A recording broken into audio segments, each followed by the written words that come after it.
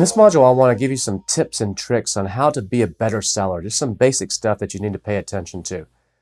One of the most important things you need to do is monitor your seller performance. If you go into your Seller Central dashboard, there's a tab up there that has all kinds of different metrics. And you'll see different ones for inventory performance, you'll see different ones for returns and all kinds of stuff. We'll talk about each of those in a little bit more detail in just a minute. But the big one you want to pay attention to is your seller feedback score. That's a super important number that's going to determine whether you get loans in the future.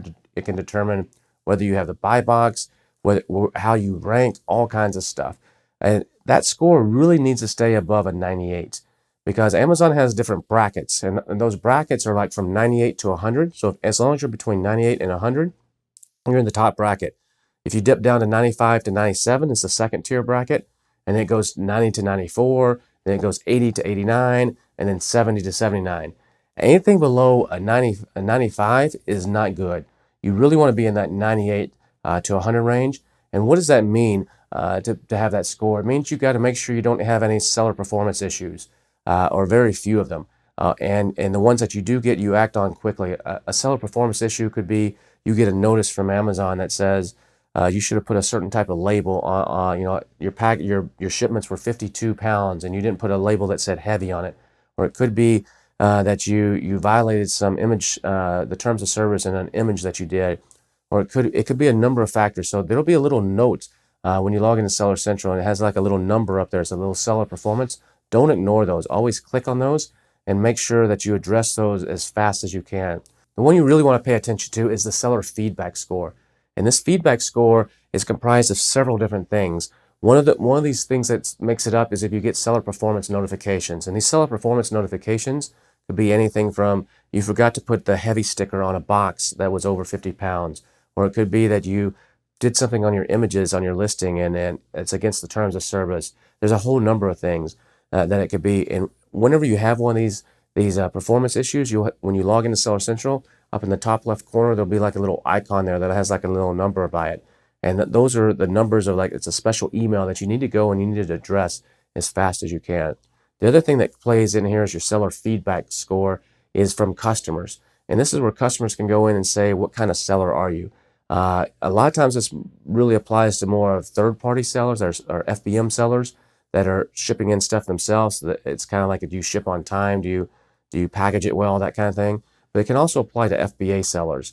And what happens is a lot of times people will get an email from Amazon because Amazon sends out emails after every order to customers asking for feedback, and they get confused. And so maybe they got your product and there's something wrong with it, or they're not happy, or even maybe Amazon messed up and instead of getting it there in 2 days, it took 4 days for it to get there because there was a storm or there's some sort of screw up in the Amazon warehouse. And sometimes customers will click this link and they'll go complain about you, and it's not your fault. They'll say the shipper took 5 days to get it to me, and they give you 1 star.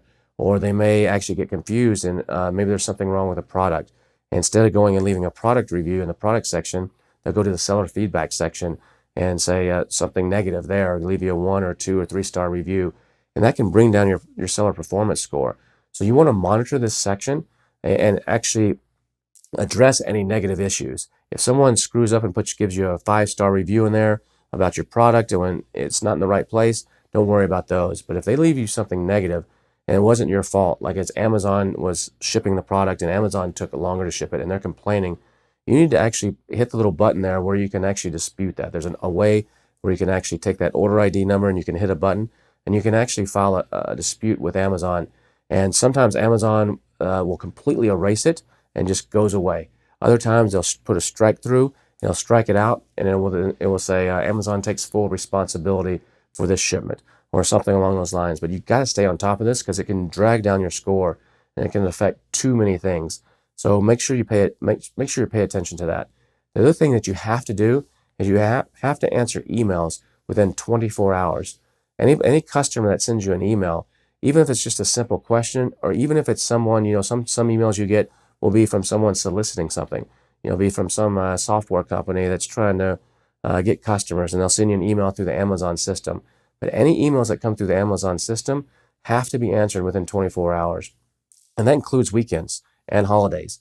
So if you're not doing that, you're going to get penalized if it takes you more than 24 hours. So either if it's you yourself, make sure you have the Amazon app, the seller app on your phone. So if it's on the weekend, you get an email, you can answer it, or you have a VA or someone on your team that's monitoring those emails to answer within 24 hours.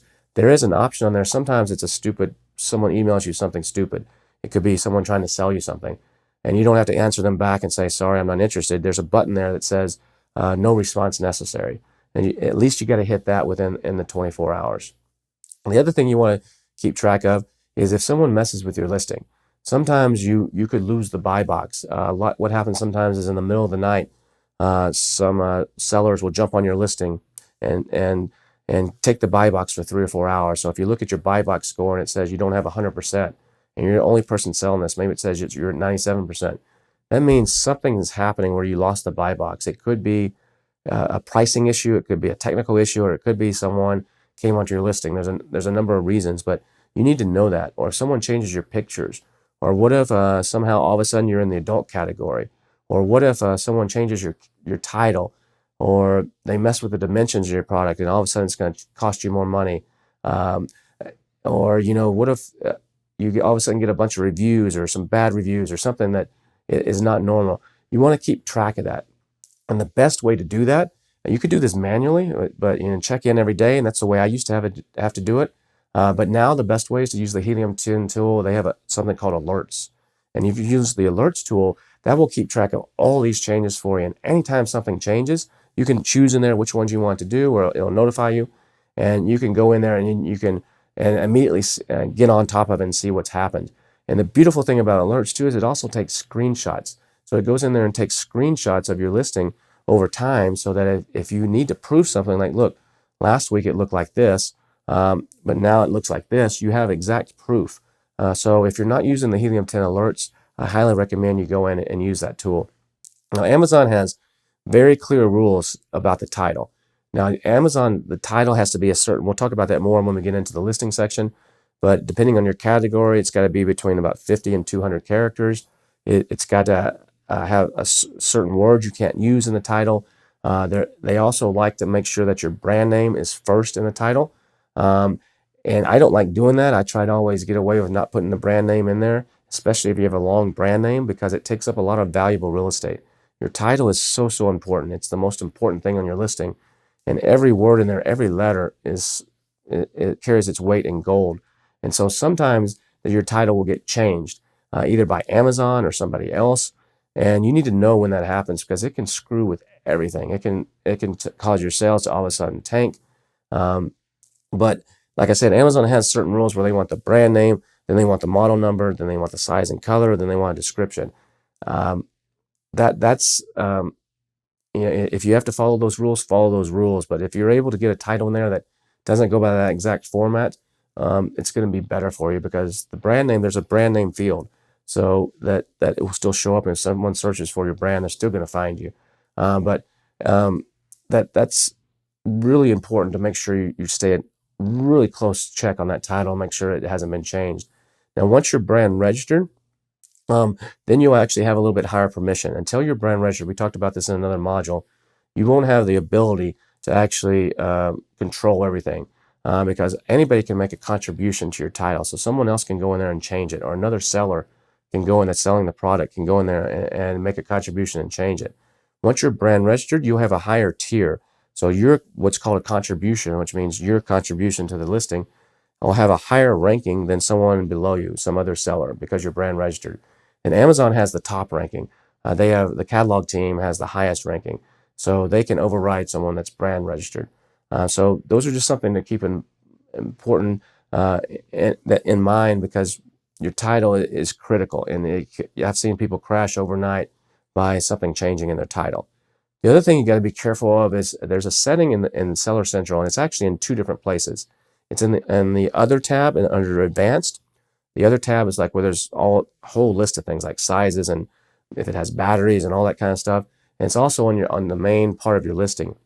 It's called the max order quantity. And so if you leave this blank, it can cause problems. People can screw with your listing. I look at my products and I say, well, how many is someone likely to buy of this product? And for most of my products, most people aren't going to buy more than 2 at a time. And so I set my max quantity field to 2. Now you got to make sure you do it in 2 different places. The Helium 10 tool also has an ability to do this for you. So if you're not sure where to set it, you can use Helium 10 and it will make sure it's set in the proper way. But I set mine to 2. Yours might be 4, it might be 5 if people are ordering multiples a lot. But if you don't do this, there's 2 main reasons you want to do this. The first reason is if you're running a coupon code. Let's say you're launching your product and you're doing like a 50% discount to get people encouraged to buy it.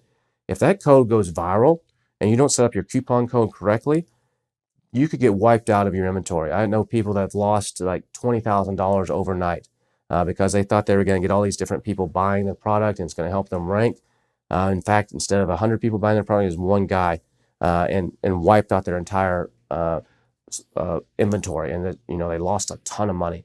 There's even some bad actors out there that have actually written programs that look for these opportunities, and they go in and when someone does a big heavy discount like 80% off, they buy all the inventory up, have it shipped to them, and then they turn it back into Amazon and sell it at a profit. There's people that game the system, so you got to make sure you pay attention to this max quantity.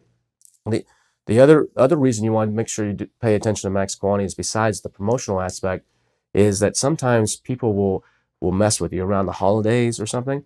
They will go in and they will order 20 products or 50 products if you don't have this set. And what that does is it ties up your inventory. They'll say, I want to order 50 of this, and then they'll say they're going to pay by check or they're going to pay by credit card, but they know the credit card's going to get declined. It could be one of your competition. And so they deliberately know that by adding 50 to the cart, it ties up the inventory because Amazon puts that in reserve. It'll go into the reserve section of your inventory. And while Amazon's processing the order, it won't be available to other people to buy. So people can lock up your inventory in a malicious way this way if you get some bad competitors that are trying to do something to you. So you want to prevent that from happening by setting this max quantity. Now, if a lot of people are buying in bulk, and that's your product, maybe you're selling office supplies or you're selling something where people do buy in bulk, I recommend you go and sign up for the business program. If you sign up, there should be a tab in Seller Central where you can actually go and sign up as a business seller. It doesn't cost you any extra money. And depending on your product, you might get an extra 5, 10, 15% added to your sales. And this is where business buyers can go. And in there, you can actually set quantity discounts. So if they buy 1 to 5 or 6 to 10 or whatever you want to set, and you can give discounts for quantity. And business buyers like schools, companies, institutions, they go in there and they buy. And there's a lot of advantages to being in there as well because there's filters. So if you're a woman or if you're a minority or a whole other handicapped or a whole other set of factors, some of these big institutions, churches and government institutions, they're required by law to buy a certain percentage of their goods from minority-owned businesses, for example, or from woman-owned businesses. And so there's filters in the business section where you can actually check, show me only the results for these envelopes that I need to buy that are from a woman-owned business. And that eliminates almost all your competition. And then they can go in there and they can buy yours in quantity. So take a look at the business section, business selling as a business seller. It's totally free. It's not going to hurt you. And I recommend you go and do that. And that's where you can sell stuff at a quantity. The other thing is once you've added your product to Amazon, you want to make sure you have a backup copy of your listing. You may have it in Helium 10, or Helium 10's taking screenshots each day, but you usually don't have everything. You don't have your entire back-end keywords. You don't have everything. So what I do is I make sure I have a folder on my computer that has all my pictures that I've uploaded to Amazon. It has I have a Word document that has all my descriptions and bullet points, and I keep track of the changes there too. I also have all my back-end stuff like all the special keywords and the special fields that we fill out. I have all that stuff saved just in case something gets wiped, something goes away, I accidentally delete the listing, someone messes with it. I have exactly what it was before. So make sure you're backing that up somewhere else. Now, one thing that's a big no-no on Amazon is requesting that customers change reviews. If you get a negative review, even if the customer is wrong and you're like, dude, this guy is just an idiot, he's just totally wrong, you cannot go and ask them to change it. What I do when I get a negative review is if possible, I try to figure out who the person is. That's not always possible on Amazon. Sometimes they use alias names. Sometimes it's not possible. But the number one thing I do is I will go comment on the review. So I will go if I'm unable to actually find who the person is and contact them directly. If I'm able to figure out who they are, maybe they've emailed me outside of Amazon, or I can figure out who they are, and I will send them a message, and I will say, I'm so sorry for the problem. Please don't worry about returning the product, because I don't want it to come back and affect my stellar performance score, because if you get a certain number of returns, it can be a problem on Amazon. So I don't want them to return it. I tell them, just please keep it.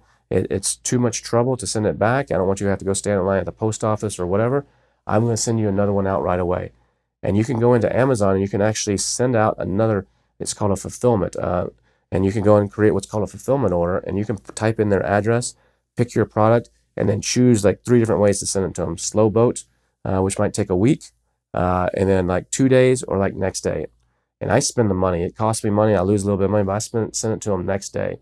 Because right now this person's hot. They're a little bit ticked off that they didn't get what they expected, or it's not working the way they wanted, or it came broken or whatever. So I want to fix the problem fast, because I don't want them to stew and go and write me a negative review. And so I want to fix the problem fast. So I send them a replacement right away. And then what I do is about a week later, I will message them again, say, hey, is everything okay now? And I will maybe say something that I don't ever say, please go change your review, or can you change your 1-star to a 5-star? I might say something just like, we appreciate your feedback, and if you would like to update your feedback on Amazon, something very neutral like that, here's a link to do that. And I give them the link, amazon.com/RYP. RYP stands for review your product. And I'll take them straight to, if they're logged into their account, straight to their product review page, so they can scroll down, find your item, and do it. But you should never ask for them straight up to change a negative review. You should never offer them a discount to change a review. You should never do anything like that. If you get caught doing that, you can have your account suspended, and it can be bad. Usually when Amazon suspends accounts, it can be for a few days, or you can get on a 21-day suspension, which is the bad suspensions, where no matter what you do, what you fix, they're going to put you in timeout for 21 days, which can really mess with everything. All your rankings, all your cash flow. They can just screw everything up. So never ask for a negative review. Also, don't ask for positive reviews. Don't put in your inserts. Don't put in your email messages. If you're using follow-up from Helium 10, don't ask for reviews in there, for positive reviews. Don't do something where there's links that will automatically fill in the 5 stars. You don't want to do anything that influences a review. Never offer a discount in exchange for a review. Never offer a free product or a gift card in exchange for a review. You'll see people doing this. You'll see those out there, but it's completely against Amazon's terms of service. They take it extremely seriously. And if they catch you, you could be in hot water. So there's nothing wrong with asking for a review, but don't try to influence it one way or the other into a negative or a positive. That's where you can go wrong. Now, what I also like to do is if I don't know the customer's name, and I will go in, I will comment on their review. So there's a way that you can actually go in there and comment. And so I will comment, and I'll actually use some keywords, for my listing in the comments, because it's going to get spidered by Google and stuff. So I'll try to actually use a few of my main keywords in the comment, and I'll comment in there and say, I'm so sorry that you had a problem. If you contact us, we'll be happy to take care of this immediately and send a replacement to you overnight. Or if a customer has never updates their review, you fixed their problem, you've hopefully made them happy, and it's still sitting there as a 1-star review, I'll go into the comments and I'll say something to the effect of, I'm so sorry we had a problem. We take full responsibility, even if it wasn't my fault. I take full responsibility. Please, I hope you're enjoying the replacement that we sent you. We haven't heard back from you, so I'm assuming everything's okay. That way, if someone reads that negative review, they knew that you actually cared. They saw that you're taking a positive approach, and that you're trying to fix the problem. So that's some of the things that I do to try to eliminate those problems. Another thing that you can do is there's a questions and answers section on your listing. And this questions and answer section is where customers can go and they can ask questions. They ask questions about your product. Maybe there's something that's not clear in your listing, or they have a specific question. Does this work with a certain type of telephone or something like that? And they can ask a question there. Whenever they do that, Amazon will automatically send out an email to some random customers that have ordered in the past saying, hey, can you help this person answer the question? And sometimes those customers will answer. But I always like to go in there and answer those myself as well, because those I want to make sure I put some keywords and stuff in there that are relevant to my listing and make sure they get a good straight answer. There's also a program out there called Answer the Public. If you go to answerthepublic.com, there's a website that monitors like all of Google's auto suggests. It monitors Amazon, it monitors Reddit, it monitors all these different places all over the internet of questions people are asking. So there's questions that people are asking about products. So let's say you're selling a yoga mat. You can go to answerthepublic.com, type in your marketplace like US or England or wherever, type in the keyword yoga mat, and it will spit back all these questions that people are asking all over the internet. Sometimes it's hundreds or thousands of questions. And you can look through those questions, and these are like long tail keywords. These are very long tail, like 10 words or something, like sentences. Like, what is the best yoga mat to use for pregnant women or something like that? And so if you take a look at these questions that people are asking, you could maybe get people to ask these questions for you on your Amazon listing. And if they ask these questions on your Amazon listing in the questions and answers section, and they use that exact wording that's on Amazon, on Answer the Public, where it says, is this a good yoga mat for pregnant women? And they ask that question exactly like it is in Answer the Public, and then you go in and answer it. Not only does that help the customers on Amazon make a better buying decision and improve your customer service, but also eventually Google's going to come and they're going to spider that page. They're going to index that page, and they're going to pick up that question. And it matches exactly what people are already asking out on the internet. So what could happen is that question will get ranked really high on Google, maybe on the first page of Google when someone asks that really long question. And there could be a link to your product page on Amazon right there.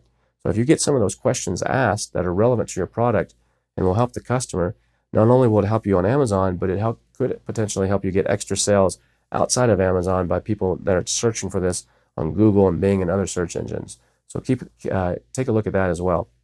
Another thing you want to make sure you do is get paid for what Amazon owes you. They're going to pay you every couple of weeks for what they sold minus their fees. But Amazon does lose stuff. Sometimes when you ship in a package, you say you shipped in 1,000 items, they say they only received 990. Well, what happened to those 10? So you need to know that. Or what happens if Amazon damages something? A robot runs over a product, something falls off the truck or the conveyor belt and gets damaged in the warehouse at Amazon. Sometimes if everything's okay, it's just a dink on the box. Amazon will take that. They'll actually pay you for it. They won't pay you the full price. They'll pay you what minus their fees. So if it was a $10 item and they had $4 in fees, they're going to give you $6 for it. So you technically make a little bit of profit on it. And so you can and then what they will do is they'll turn around and they'll sell that like as an Amazon warehouse deal. So if you see Amazon warehouse deals, those are usually things that Amazon has damaged and they've taken responsibility for, and they're just going to try to sell it again to try to get their money back that they've reimbursed you. And there's nothing wrong. Amazon's allowed to do that. The other thing is sometimes customers ask for a refund on a product. And Amazon oftentimes will actually issue the refund before they send the product back. Depends on the customer. But sometimes they'll issue the refund. This is a big problem around Christmas, because around Christmas time, instead of 30 days, you get sometimes as much as 2 or 3 months to send something back. I think it's from November 1st all the way to January 31st. You can actually send stuff back. Normally it's 30 days. Amazon doesn't publicize this, but they give you 45 days. But sometimes they will give a refund to a customer that's saying they're going to return something. The customer actually never returns it. They never actually send it back. But Amazon has deducted it from your account, and the customer never sends it back. But it just kind of goes out in limbo. So you actually want to use a tool or do this manually. You can do this manually by downloading reports, but that's really cumbersome. There's tools out there that and companies that will do this for you, but they charge like 25% of whatever they find. And so they're like, we're finding you free money, so we're going to take a commission from it. But what you want to do is use Helium 10. The Helium 10 has Refund Genie, and Refund Genie is included in your software in your package here, and there's no fee. There's no 25% commission or nothing. And periodically you can go through there about every month or 2 months and see what you might be owed, especially if you're a big shipper. I know one shipper that got over $1 million back, literally over $1 million. I told this at a conference I was speaking at a few years ago. The next year I was speaking at the same conference again. They came up to me and said, "Man, we want to buy you a drink because you made us $1 million from that tip." I'm like, "That's awesome." So make sure you check that out, because this program will go through and it won't find every little thing, but it finds most stuff, and you can get recovery of money that's technically owed to you. Now, Amazon will sometimes automatically do this. They will pay you, but they miss stuff. They're a big system. It's complicated, so make sure you do that. So another thing you want to be aware of is your return rate. If your return rate goes above 5% on most products, now fashion products or clothing, the return rate can go a little bit higher. But for most products, if it goes above 5%, you're going to have a problem. Your listing actually might get suspended. Now, it's really easy to get it back when that happens. Usually Amazon just wants you to go and fill out a form and say, what are you going to do about the problem? But that's another reason, like when you're doing reviews and stuff, I really don't want people returning the product. I'd rather spend a little bit extra money or take a little bit of a loss in shipping or something to overnight them something so it doesn't get returned. Because if that rate goes above 5%, and I've had some products where that's happened over and over, and sometimes it's even the customer, it doesn't matter why they return it. It doesn't matter if it's defective. Sometimes they just return it and they say it wasn't what I wanted, and that still counts against you. So you really want to make sure that you minimize those returns. Another thing to keep in mind is if you're selling on other platforms, like say you're selling on Amazon, you're also selling on Walmart, or you're selling on Jet, or some of the other big marketplaces, sometimes Amazon goes out and scrapes those marketplaces and actually compares the pricing. So sometimes you can lose your buy box if you're selling for a much cheaper price, say on Walmart, than you're selling on Amazon. They will actually take your buy box away.